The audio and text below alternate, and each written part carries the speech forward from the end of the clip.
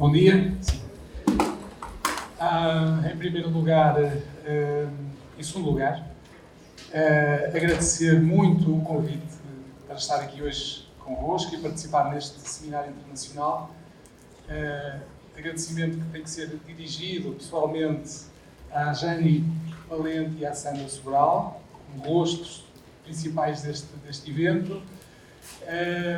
Muito obrigado, tenho muito gosto de estar aqui, volto a dizer, para falar de um tema que me apaixona, que eu tenho investigado há muitos anos. E, por outro lado, estender este agradecimento a todas as organizações, à Prefeitura de Campinas, enfim, a todas as organizações que colaboram para que este evento seja uma realidade. Portanto, muito obrigado do fundo do coração. Estou muito contente por estar aqui.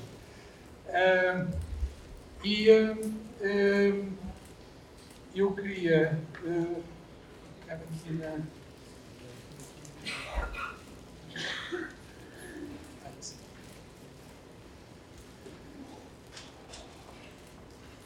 Eu vou começar por um excerto da Alice no País das Maravilhas. E é um excerto, um magnífico livro para a infância e para os adultos, claro, que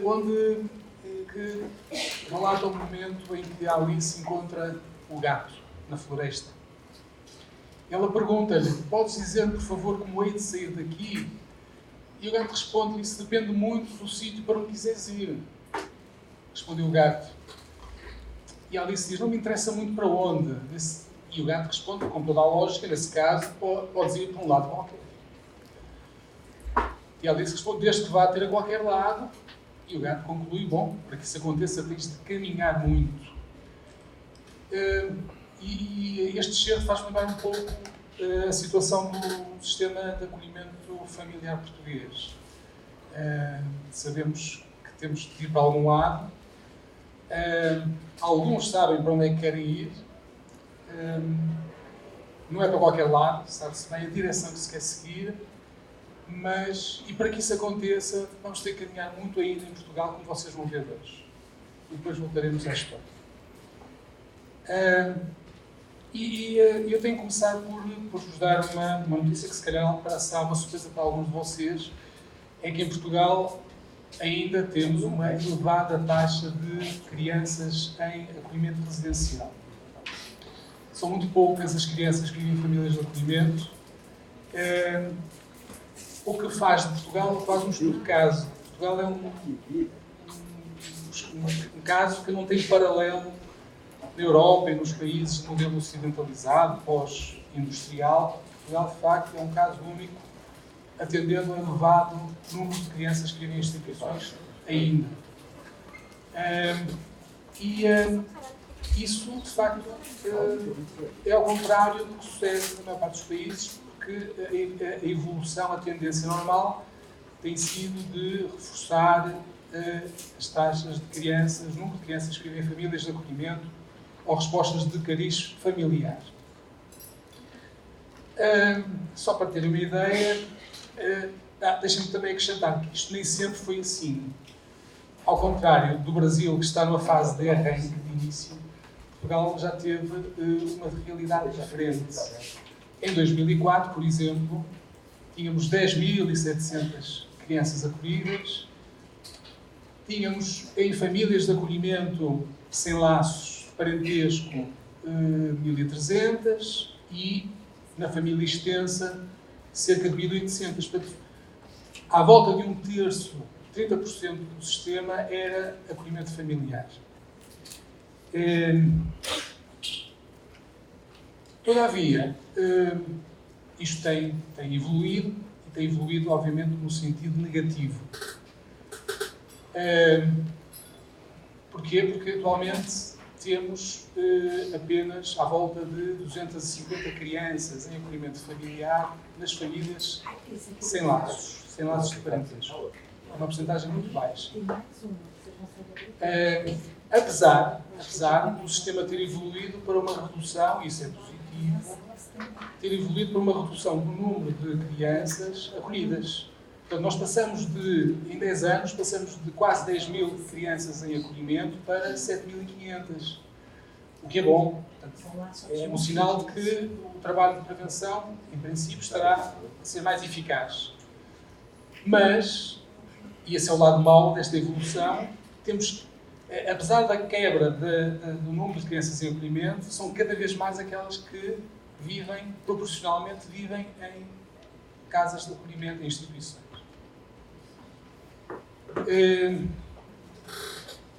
Como é que são estas crianças? Um retrato muito rápido do que são estas crianças.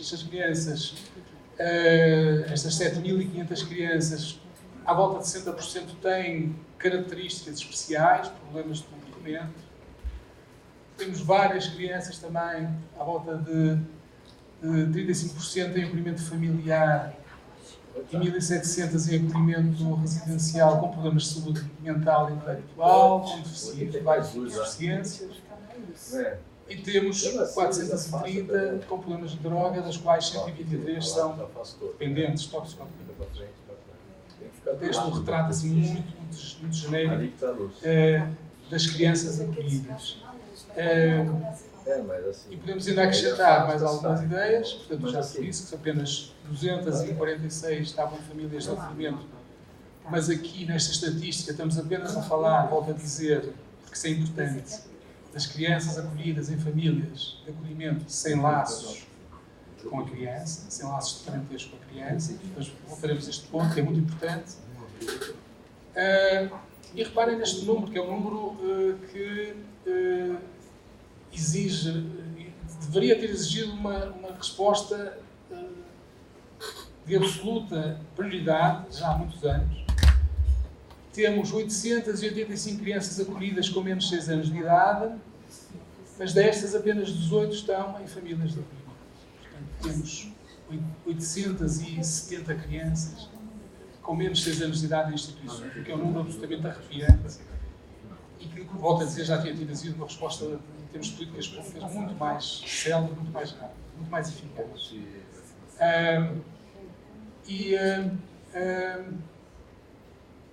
Outro dado, um dado também interessante, que mais de 70% das crianças, no total das medidas, têm mais de 12 anos. Portanto, estamos a falar também de uma população de crianças jovens, já com alguma idade, a maior parte tem já alguma idade, levanta problemas obviamente diferentes.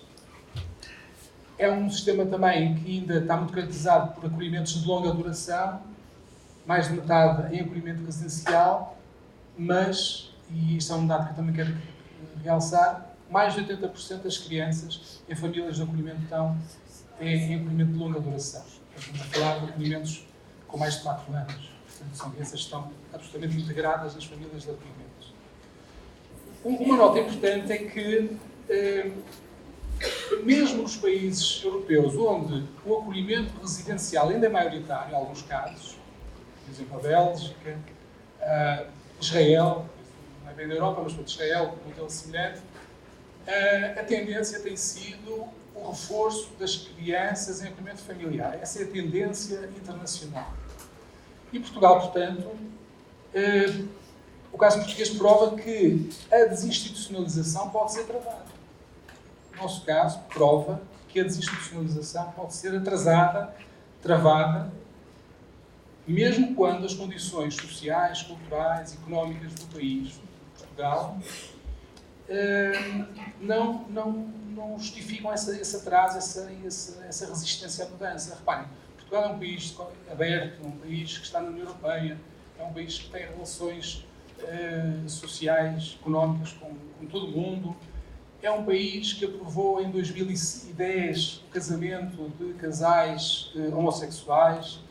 É um país que aprovou em 2016 a possibilidade de adoção de casais homossexuais. Já tem a lei de interrupção voluntária da gravidez aprovada há imensos anos. Portanto, é um país que, do ponto de vista dos valores, indica uma abertura, indica uma preocupação que é difícil de articular com esta resistência à desinstitucionalização. Como é que isto se explica? Bom, isto é uma pergunta de $1 milhão, como se costuma dizer. Há muitas razões. E eu penso que uma delas não é o papel, a importância que a Igreja Católica tem no país.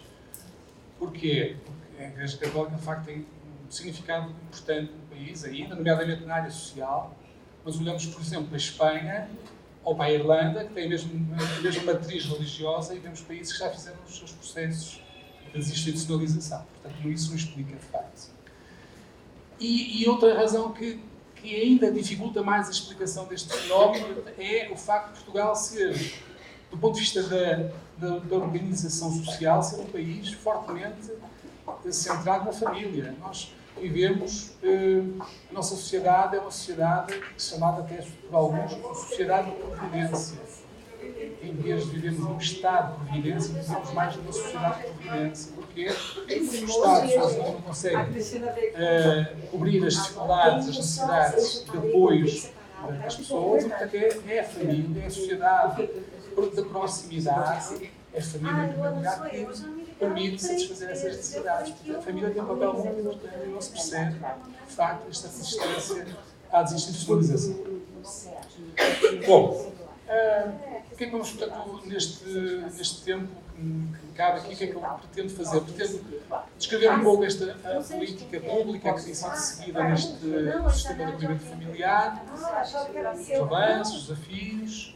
Vamos olhar para a lei, vamos olhar para a evolução histórica, vamos descrever o papel dos principais atores envolvidos no processo e vamos dar a voz, vamos ouvir a voz, a escrita, vamos escutar a opinião que estes atores têm sobre o processo.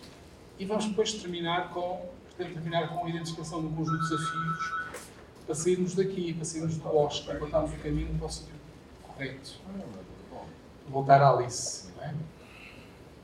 Bom, qual é o método que eu segui para preparar esta apresentação? O método é analisar a lei, obviamente, analisar um conjunto de documentos, alguns políticos, outros que resultam da investigação, da escassa investigação que é realizada em Portugal sobre este tema.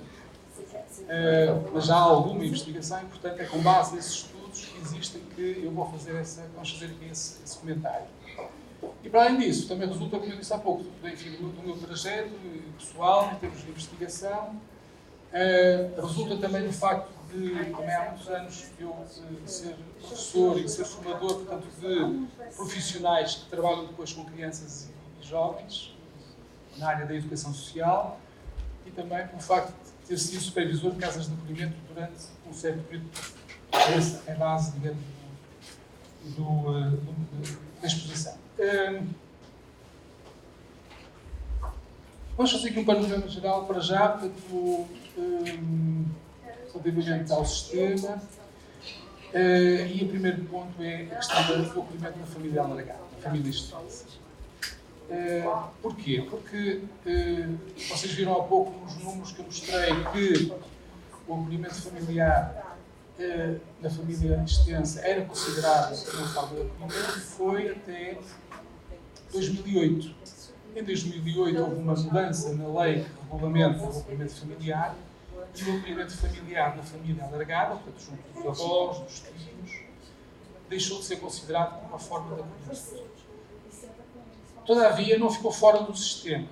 Portanto, a colocação de uma criança junto de outro familiar faz parte de uma medida que se chama apoio junto de outro familiar, que é uma medida que é considerada no meio natural de vida da criança e tudo se passa como se a criança não fosse retirada do seu meio de vida, do seu contexto de vida. Qual é a consequência principal desta alteração? Bom, o apoio junto ao familiar prevê a possibilidade que os avós, os tios, recebam, por exemplo, o apoio psicopedagógico, até eventualmente apoio económico, mas estas famílias de acolhimento extensas não recebem o mesmo tipo de apoio que recebem as famílias de acolhimento sem laços. Não recebem, portanto, o mesmo apoio económico, não recebem o mesmo apoio técnico, não recebem o mesmo apoio social que recebem as famílias de acolhimento. Há outra medida ainda no sistema, no nosso sistema, que é a colocação junto de uma pessoa idónea, que também não é acolhimento familiar. Não é considerado acolhimento familiar. Quando a criança é retirada dos seus pais e é colocada junto de uma família idónea, quem é esta pessoa, quem é esta família ou a pessoa idónea? É alguém que já tinha com essa criança estabelecido uma relação de afeto, uma relação de afetividade. E quando a criança é colocada junto desta pessoa, também se entende que ela não sai do seu contexto de vida, do seu contexto, do seu meio de vida, e portanto não é considerado família de acolhimento. Apesar de, na verdade, ser, quer num caso, quer no outro, é acolhimento de família. Bom, portanto, quando falamos dos números, e aqui este ponto importante, quando falamos dos números de Portugal, temos de ter presente que há um número de crianças a viver com os seus avós, com os seus tios, que escapam a esta estatística. E de acordo com os dados que existem, e os dados não são suficientemente claros para fazermos uma contabilização correta, mas eu diria que em acolhimento familiar estarão à volta de pelo menos de 20% a 30% de crianças, se somarmos às 7.500 aquelas que vivem com os seus avós, com os seus tios e com estas pessoas idóneas. Portanto, a realidade é sombria, no caso português, mas com esta atenuante, digamos assim.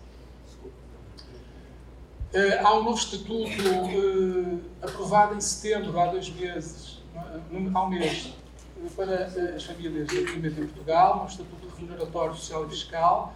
Eu não vou falar disso, porque amanhã vai ser tema do workshop sobre as famílias de acolhimento profissionais. Vamos falar disso nessa altura.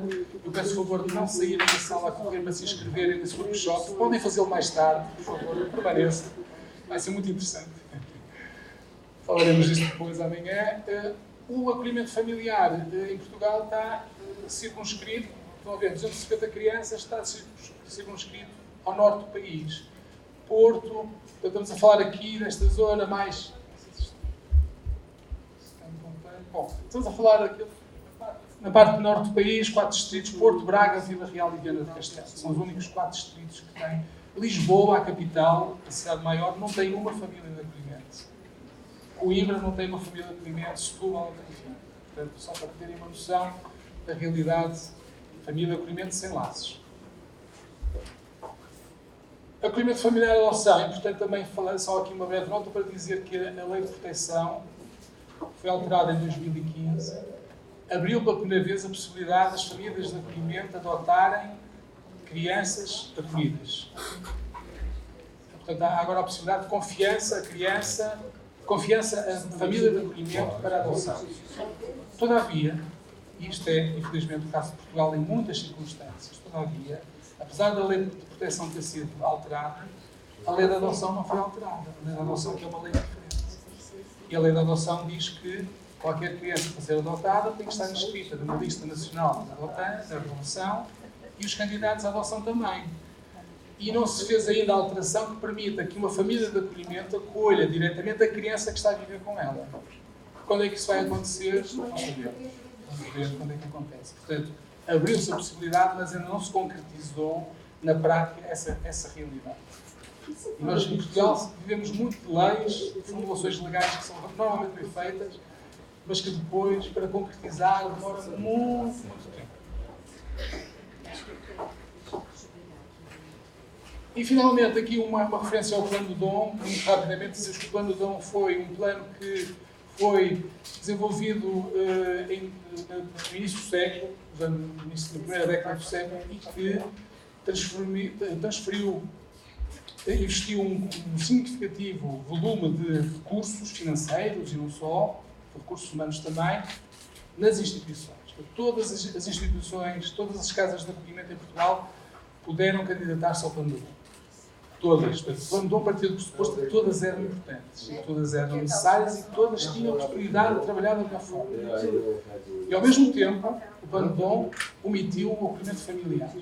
Investiu imenso dinheiro no acolhimento presencial e esqueceu completamente o acolhimento familiar. E talvez a realidade portuguesa dos dias de hoje se explique significativamente por esta política pública que decidiu investir fortemente no acolhimento presencial. Está por fazer esta história ainda. Os atores institucionais, só também para vocês terem uma noção muito rápida do como é que funciona o nosso sistema. Nós temos um primeiro nível de intervenção na comunidade, por exemplo, a escola, os hospitais, os centros de saúde, que perante situações de risco, perigo, devem intervir, se conseguirem, com o consentimento dos pais, obviamente, com o consentimento da família, para afastar essa situação de risco, perigo. Temos um segundo nível das comissões de proteção, comissões de proteção que existem, são 300 e tal, cada uma, existe uma comissão em cada conselho, cada município tem a sua comissão. A comissão é uma entidade administrativa, não tem poder judicial, o que significa que só pode aplicar medidas, e pode aplicar todas as medidas menos a adoção, mas a Comissão só pode aplicar medidas com o consentimento da família. Quando esse consentimento não é obtido, ou quando, por qualquer outra razão, a decisão da Comissão não funciona, passamos aos tribunais como último recurso e, obviamente, com a possibilidade de aplicar as medidas, mesmo sem o consentimento, mesmo contrariando a oposição, a resistência da família. Portanto, é uma intervenção sucessiva. Tudo aquilo que se puder resolver no primeiro nível, ótimo, resolve-se, fica aí. Uma escola, por exemplo, uma criança está em absentismo, está permanentemente a faltar na escola. Se a própria escola, os seus recursos, os seus professores, conseguir trazer a criança às aulas, ótimo, está resolvido o problema. Quando a escola não resolve, passa o processo para a Comissão intervém. Se a Comissão não resolve, então, ótimo recurso, os tribunais. Um breve olhar pelo acolhimento residencial em Portugal. Temos cerca de 400 instituições. Estes dados também já têm 4 ou 5 anos, que vão ser um pouco menos. 60% ainda têm mais de 25 crianças. Apenas 30% acolhem 12 ou menos. Os apartamentos de autorização são muito poucos para a necessidade. Recordem-se que há bocado disse que a maior parte dos jovens, das crianças jovens, têm já mais de 12 anos de idade, precisam de apoio para a transição. A maioria das crianças regressa às suas famílias, mas o seu regresso não é devidamente preparado. E esta é outra deficiência do nosso sistema português, é o trabalho deficitário com as famílias de origem. A maioria deve fazer muito mais. Em mais de metade das unidades mantém-se a separação por sexo. E há também uma deficitária avaliação externa da qualidade do seu desempenho. E falta de investigação. Isto é um retrato, feito este retrato, é um retrato que houve uma investigação recente, feita pela Sónia Rodrigues, da Universidade de Porto, que confirmou, fez um retrato muito pormenorizado do acolhimento residencial em Portugal e, portanto, tem estas deficiências que aparecem aqui e pouca participação das crianças nos processos. Para amanhã, na sala. Vamos agora então na sala acadêmica, avançar e dar a voz, escutar a voz dos principais atores. Vamos ver qual é a opinião que quem está no sistema de acolhimento familiar, vamos ver qual é a opinião que tem sobre a medida, sobre a experiência. E vamos começar pelas famílias de acolhimento portuguesas, vamos ver o que é que elas dizem. E, por exemplo, um traço muito comum é dizerem, é o conhecimento da motivação que têm para a família, a vontade de ajudar, de fazerem a diferença na vida das crianças. Tão bem testemunhada ontem e anteontem, o testemunho aqui das famílias de acolhimento brasileiras, não é? Por exemplo, temos aqui um testemunho que diz a criança, a primeira vez que ouviu um bip nas caixas de supermercado e aquela achou uma piada enorme, ela tinha 9 anos, nunca tinha ido às compras. Não sabia o que era o barulho da caixa registradora do supermercado. Isso é também para nós um orgulho. Não fomos nós que ensinámos a andar, mas levámos a vários sítios pela primeira vez. Esta ideia de fazer a diferença, de proporcionar experiências nas férias, de assim ir ao cinema, às compras, é um aspecto muito positivo que as famílias realçam. Outra ideia também aqui já abordada é a ideia de pertencer à família, mas à família não apenas à família nuclear, à família extensa. Por exemplo, o testemunho que diz: nós recebemos apoio por parte de toda a gente, desde o meu patrão, os meus pais, os meus sogros, os meus cunhados, por aí fora, mas sobretudo apoio da parte da família. Às vezes é preciso buscar lá à escola, tomar conta dela em alguma situação em que eu e a Sandra não podemos. Portanto, esta ideia de que quem acolhe é toda a rede familiar e não apenas o casal ou o acolhedor da família nuclear. Outra ideia muito importante que os autores realçam é a ideia de apostar na educação. Vejam esta declaração. Quando ela tirou a primeira vez 78% da história, que nunca tinha tirado, mudou completamente. Até as doutoras disseram: nem parece saber. A minha maior alegria sabia que as notas dela, desde que foi para a minha casa, o comportamento mudou completamente. Portanto, isto é um traço que é provado, testemunhado nos vários estudos que se fizeram sobre o acolhimento familiar. É uma mudança muito significativa, melhoria significativa dos resultados escolares. A transição para o mercado de trabalho também é muito importante.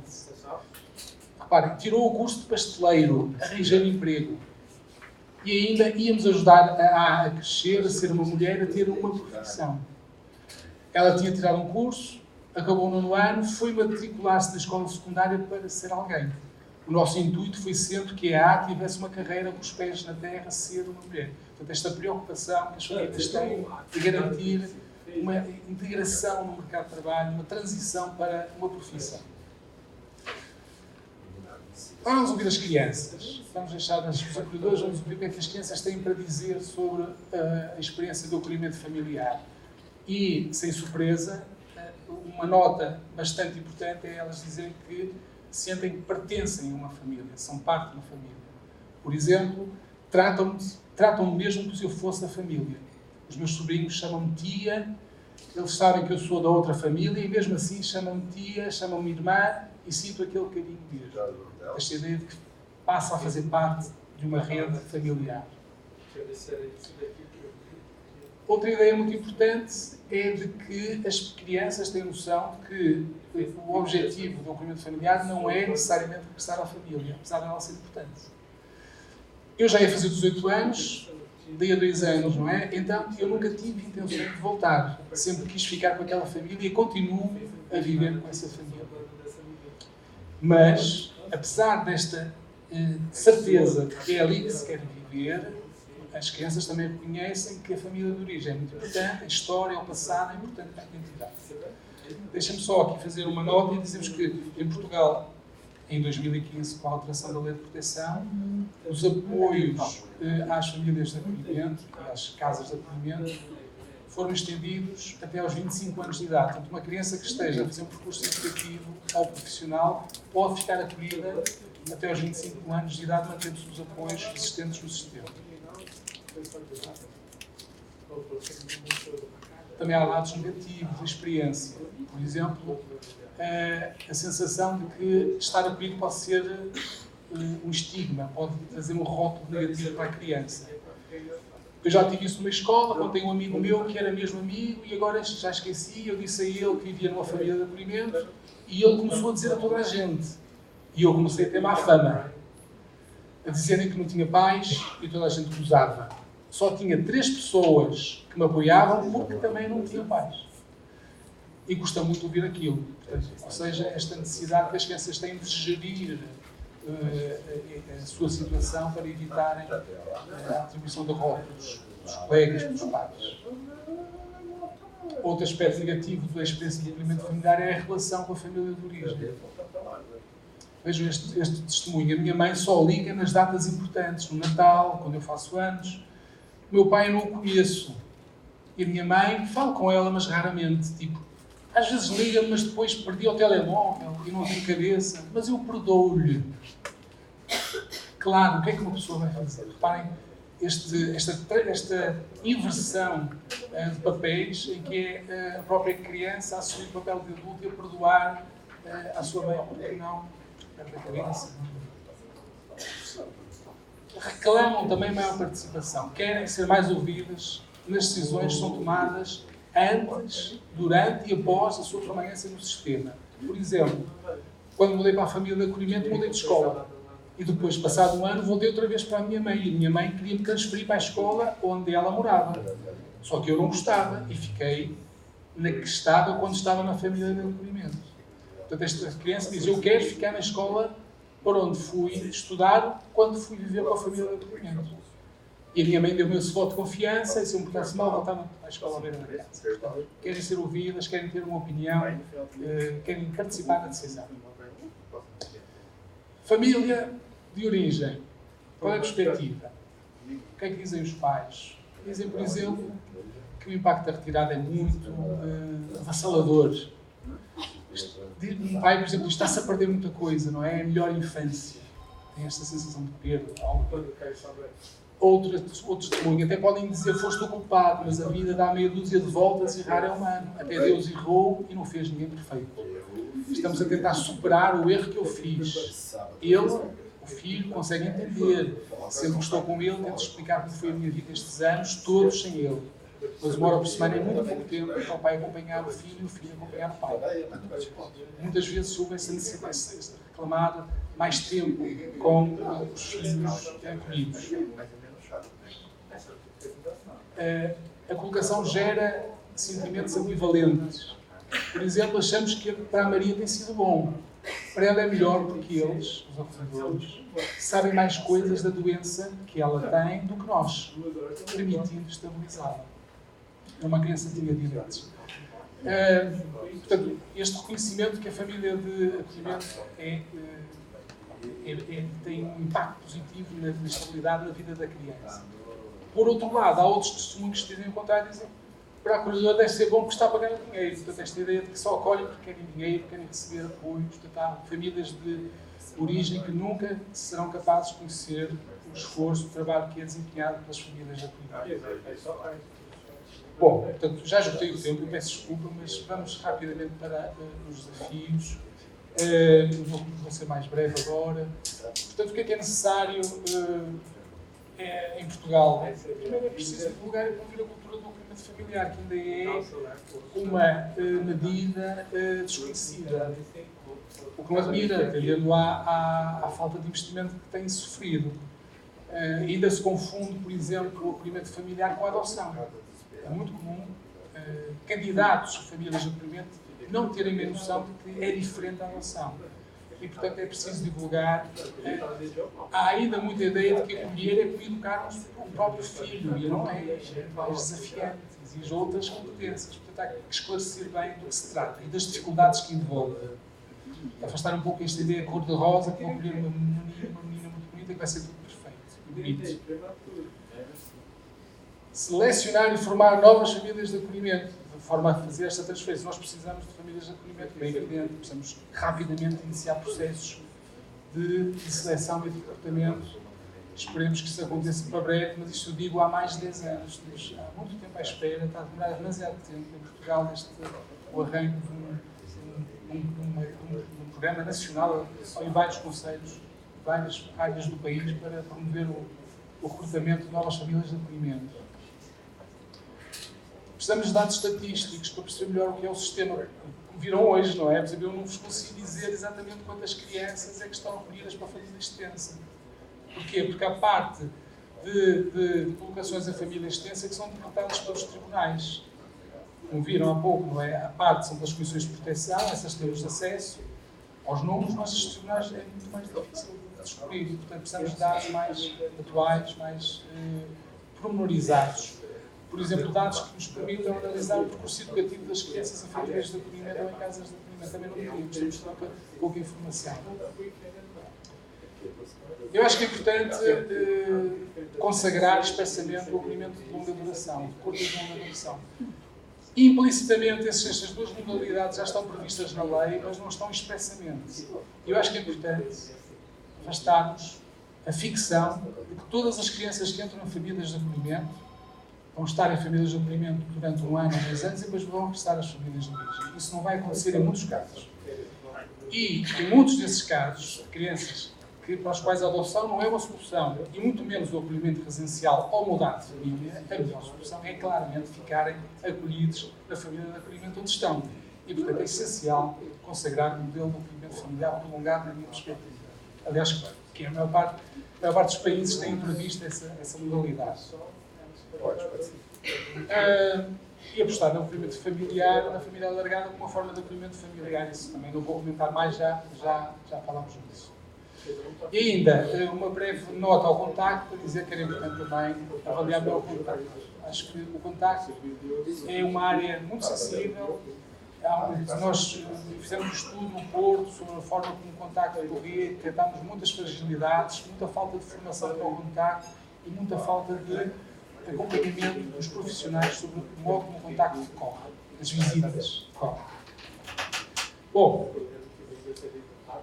rapidamente também, só referimos que publicámos recentemente numa linha de investigação que temos desenvolvido um artigo nesta revista Psicoperspectivas, que faz uma análise do bem-estar subjetivo dos adolescentes em Portugal.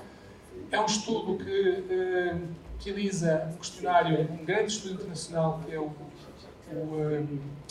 International Survey of Subjective Wellbeing, que é um estudo que decorre no mundo inteiro. Nós utilizamos os mesmos instrumentos e aplicámos o instrumento, o questionário, uma amostra de 278 crianças, 145 em acolhimento residencial e 39 em acolhimento familiar entre os 11 e os 15. Repare, estes 39 em acolhimento familiar eram todas as que existiam em Portugal entre os 11 e os 15. Então, não estamos a falar de um universo, não é uma amostra.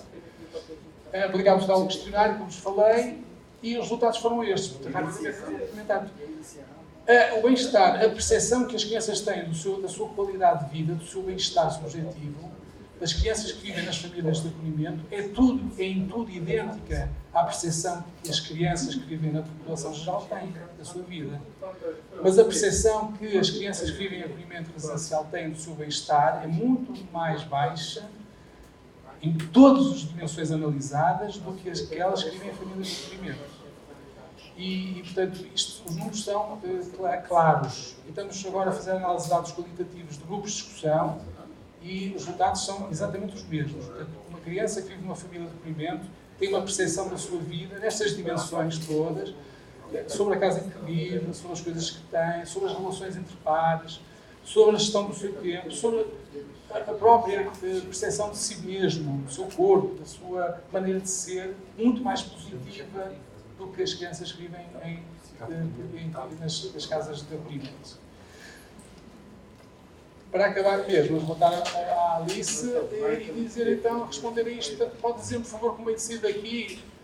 Bem, eu acho que já temos aqui algumas pistas, não é? Temos algumas pistas e quem investiga o assunto em Portugal tem uma noção do que se deve fazer. Temos, inclusivamente, outros colegas de outros países que têm ajudado muito nesta alerta, nesta necessidade de emendar o caminho, nomeadamente o professor José Palácios, que está aqui hoje, vamos ter o prazer de ouvir daqui a pouco, e outros colegas que têm chamado a atenção para a necessidade de Portugal alterar o seu modelo de acolhimento. Sabemos bem para onde é que, ao contrário da Alice está confusa, quer ir para qualquer lado, nós sabemos para onde é que queremos ir, mas também sabemos que temos que caminhar muito ainda para fazer esse caminho. Mas esperemos, é uma questão de tempo, estou absolutamente convencido que serão mais uns anos, mais 5, mais 2, mais 7, é o caminho que temos que fazer.